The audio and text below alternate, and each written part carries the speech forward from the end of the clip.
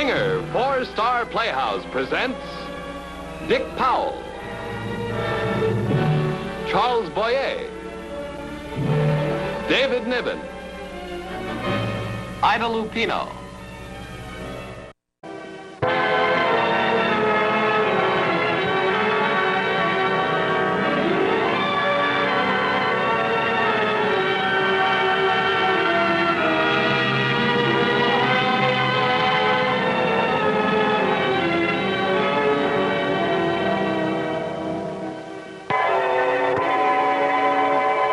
Just 4 hours ago, I was standing out in front of the Bachelor's Club.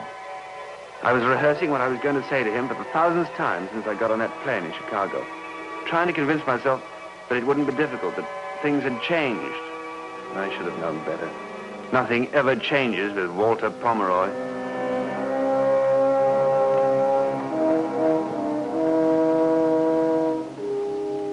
I know it's tough, but it's a formal complaint and it's got to go in.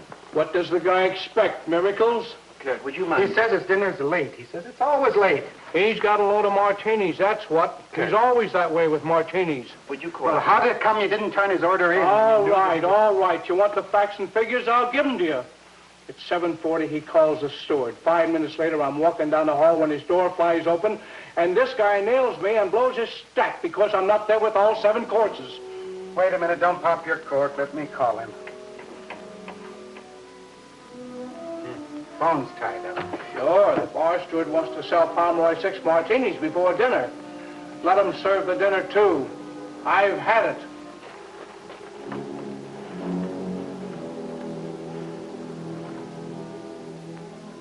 You know you want it, Max. You can't afford not to. Hold it. Here's my dinner. Don't go away. Hello, Walter. Ted Thayer. That's right. Well, what do you know?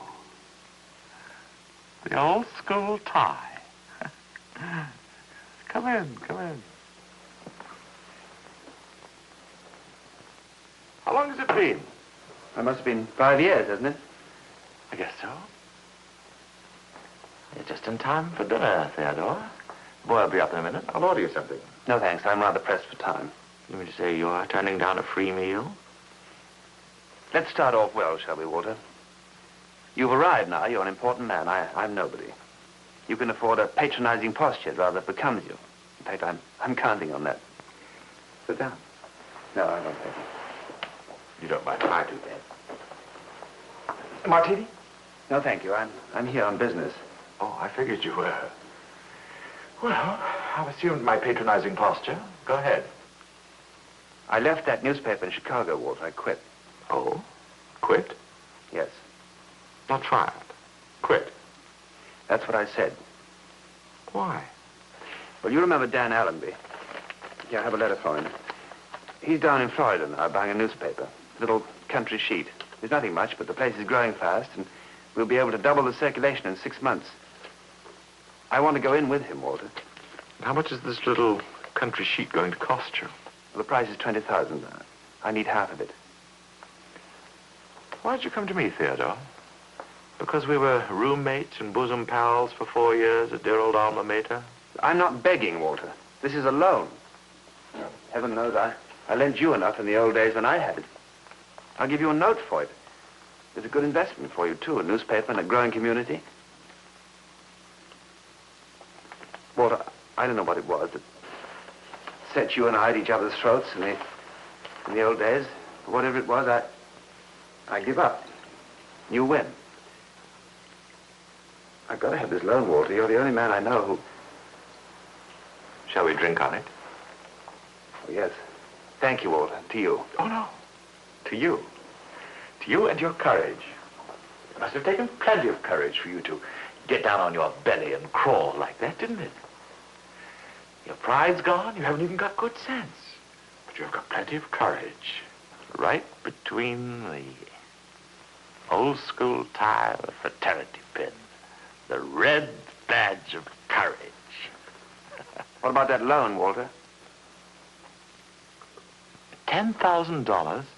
You didn't really think I'd go for that now, did you? $10,000? For you? You're right, I was stupid. I should have known better. Get up, Walter. Come on, get up.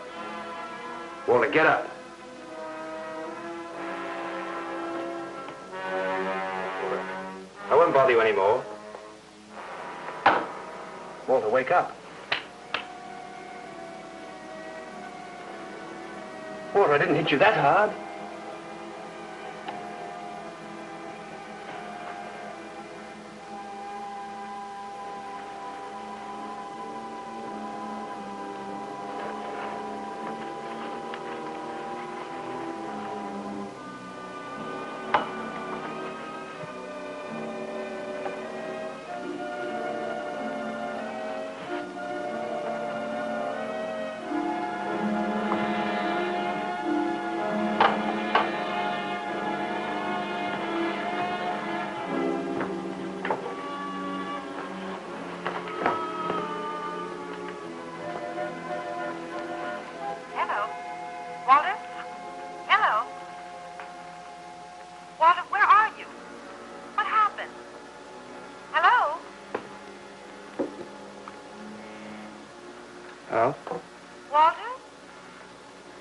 Sorry I kept you waiting.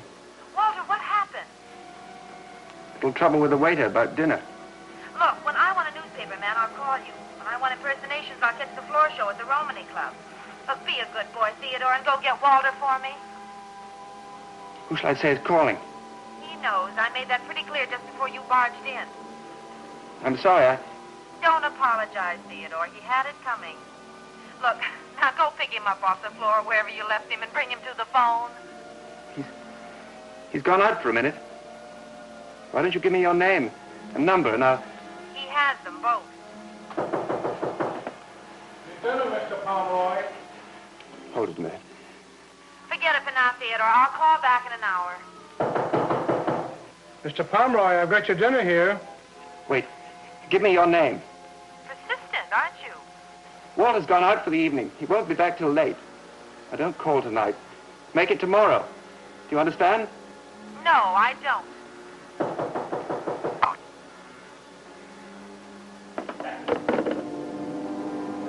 If I'd thought about it, I'd have given up right there. But in a spot like that, you don't think, you move. She'd heard everything. She could identify me. She could send me to the electric chair by pointing her finger. I had to get my hands on her. I had to explain. I had to tell her what really happened. That it was an accident. He'd have her number written down somewhere in a telephone index, a memo book, or something.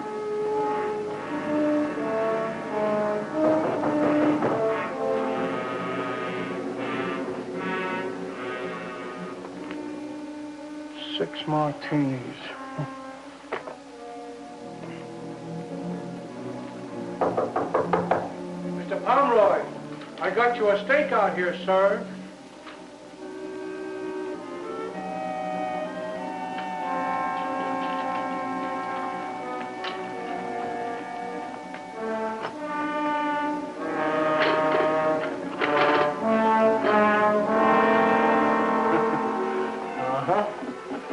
Six martinis, huh?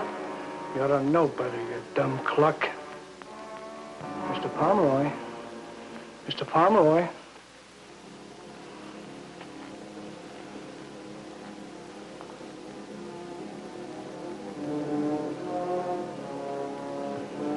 Holy cow! Larry! Larry! Larry!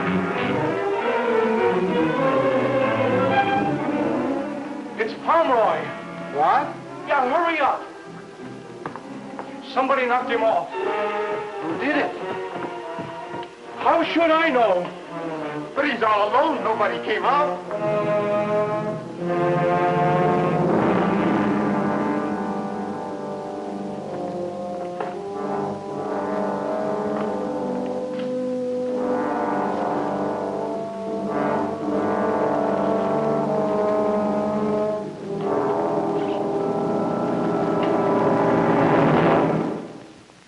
Came up.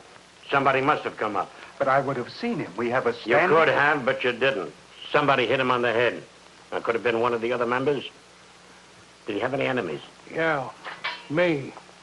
I loathed them. All set, Lieutenant. All right, if anything else turns up, get to me right away. Right. I tried to get him on the phone 3 or 4 times, but it was busy. Who was he talking to? We don't listen in, Lieutenant. Hello? Walter? Is that you? Who's this calling? Now, who are you? This is the police. Who's calling, please? Hello?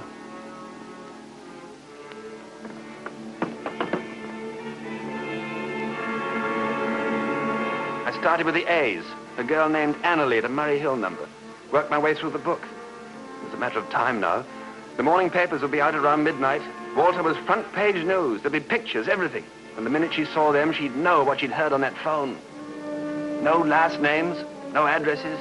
Annalie, Betty, Donna, Harriet, Linda. I had to find her. Minute by minute, the panic was rising. I had to talk to this girl. It meant my life. Hello? Hello? Who's this? Hello? Is this Maxine? That's right. Who's this? Didn't I talk to you a while ago? Well, don't tell me. It's Theodore. I'll make it Ted, will you? Oh, so we're being friendly now. How did you get my number? Oh, I called every girl in Walter's telephone index until you answered. Why? What's going on up there anyway? I want to see if the girl is as nice as the voice. Look, you can skip that. Where's Walter? Why did the police answer when I called him back? Must have gotten the wrong number. I'll tell you all about it when I see you. Why don't you save us both a lot of trouble by telling me where I can meet you? I don't think I want to. I can be pretty persistent. I can be pretty stubborn. I'm awfully sorry, Theodore, but... Wait a minute. What's that music? Is that your radio? No, that's not the radio. It's some kind of parade outside in the street. Band, I guess. Sounds loud enough. From where I am, they're practically treading on my feet. Look, please now, let's part friends, shall we? I'm too busy to play games. No, please. Look, you've got to give me your last name, Maxine. Some other time. No, wait, please. I'm sorry.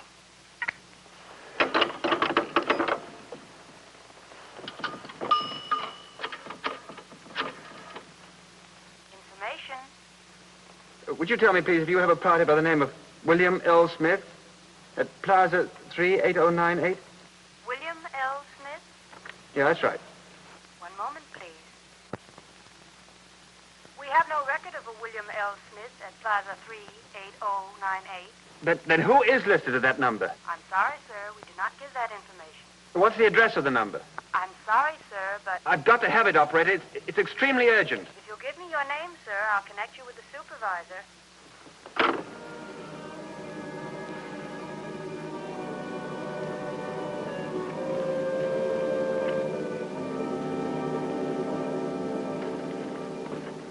I thought I'd seen everything. There's nothing remarkable about it, really. You're the first man I've met that sends orchids to another fella's girl. I told you tomorrow's her birthday. Walter always forgets it. I just wanted to save his neck. Maxine. I can't even find Mr. Pomeroy's invoices. Well, there must be a record of it. I'm sure he sent us some flowers at some time or other. Oh, here we are. May. Ann Lee Roberts. Marcia Kent. April, nothing. March. Would it be Maxine Malone? Yes, it would. What's the address? I'll write it down. 14 West 78. He sent her a corsage on St. Patrick's Day. Thank you. Hey, you've paid for these, you know. Oh, yes. Excuse me.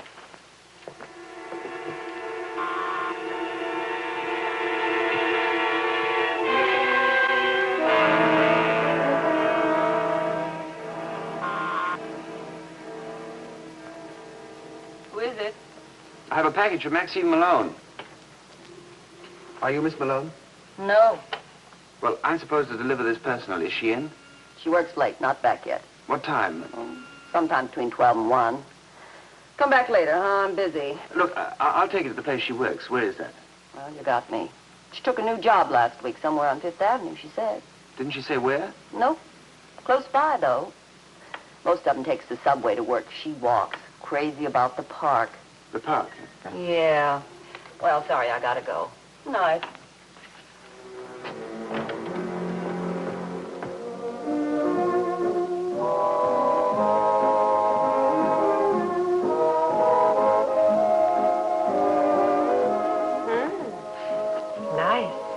You like it? Sure. Keep it.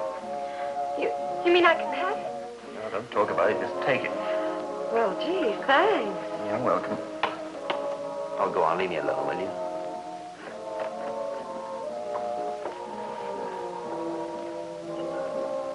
Park.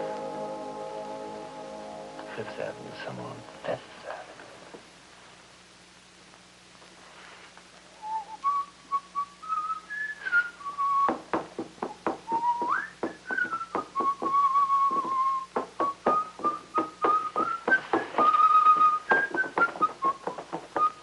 Parade tonight, huh? Yeah. Funny I missed it. I was on Broadway all evening. Well, that's why you missed it. We went up Fifth Avenue. Oh? Long walk, huh? Yeah. Where'd you start? 33rd Street, Empire State. And where did you... Yeah, it's 79th Street. Hey, that is a long walk. 46 blocks. How long did it take you? Ooh, I don't know. Hour and 15 minutes, I guess. I bet you don't remember exactly. Hmm? No, I'm just curious. What time did you start from 33rd Street? I bet you dollar you don't remember. Well, 3 minutes past 9. And we hit 79th Street at 10:15 sharp, right on schedule. Do you stop anywhere and slow up? No. Hey, what is this, brother? One of those candid television shows or something? Oh. No, you just won yourself a bet.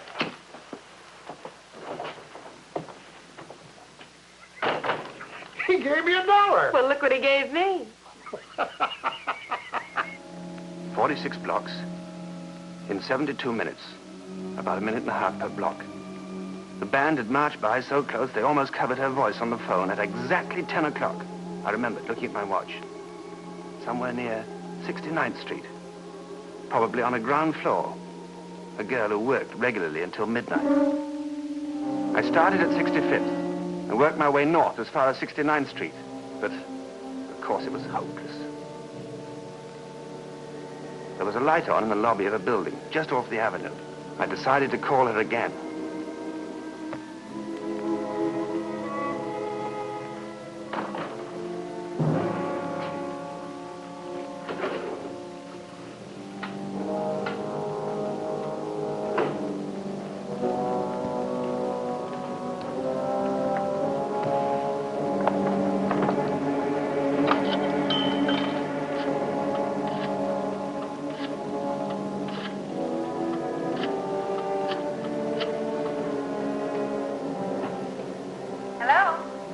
Maxine?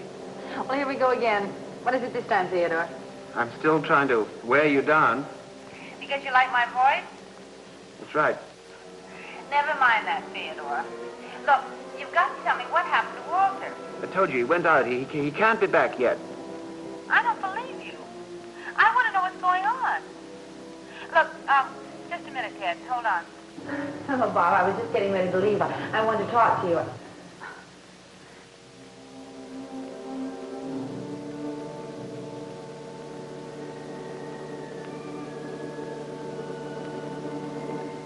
Look, I'm not fooling, Ted. You've got to tell me what happened to Walter.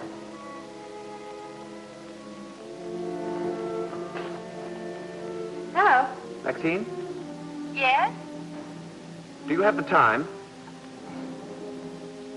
5 to 12. Hello? Hello?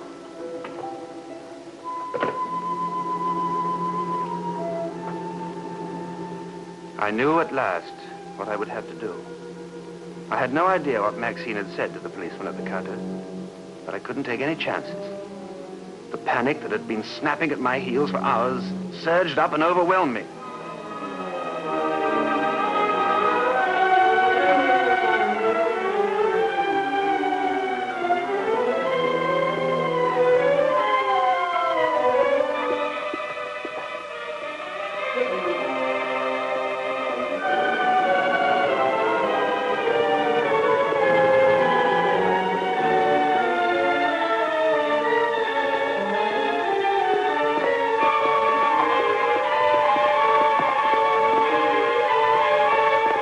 Don't be frightened. Don't be frightened. What do you want? No, really, there's nothing to be alarmed about. After all, we've been together all evening. You're Ted. I told you I was the persistent type. How'd you find me? Crystal ball. No, I mean it. How did you? A little patience, a little persistence, a little ingenuity. Why did you hang up on me when I asked you about Walter? Cut off, I guess. Cut off? Look, I have an awful lot to ask you, Ted. How did you know what time I left the hotel, and also... One thing at a time. Look, let me walk you home, then we can talk. Do you live nearby? Oh, on the west side. Oh, how about it? All right. So I lost my temper and socked him. Then he lost his and slammed out of the place. Why did the police answer when I called back? Police? I don't know. How did you ever get mixed up with Walter? Oh, we were at college, and later on we were in business together. Oh. What was the fight about? Personal things? Something's eating you. What is it? Well, nothing's eating me. Come on. Look, I've got news for you. What's that? We're going the wrong way. The main path across the park's over there. Yeah, but I wouldn't want to run into a patrolman. The park's closed at night. Come on. I was pretty horrible, wasn't I? Bye. Gave you an awful time? Sorry. Oh, forget it.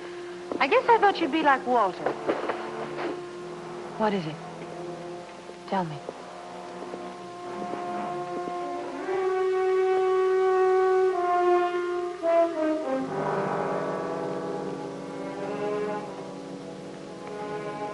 Ted, tell me something. What? Why did you do it? You ought to know. But I don't. What happened? Why did you do this? What do you mean? Something you do every night? Do what? Call up strange women, tell them you're falling in love with their voice. Why did you do it? Where do you get your clientele, Ted? Out of a phone book? I'm sorry. I just thought it was worth mentioning. I can make it home the rest of the way by myself. Wait a minute. I mean it. Let go of me. Now, shut up. That I cop. will not shut up.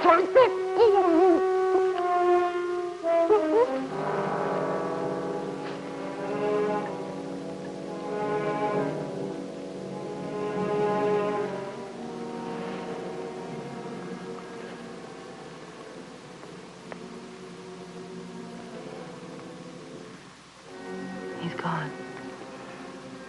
I have to tell you something. What? Right here, right now, I was going to kill you. Ted. That's why I tracked you down. I had to find you. You must be mad. Yes, I was. But I'm not now, Maxine. I'm not now. You were going to kill me. But I couldn't. Whatever it is that murderers have inside them, I just haven't got. I could no more harm you than fly to the moon. What happened? What did you do to Walter? That's a long story.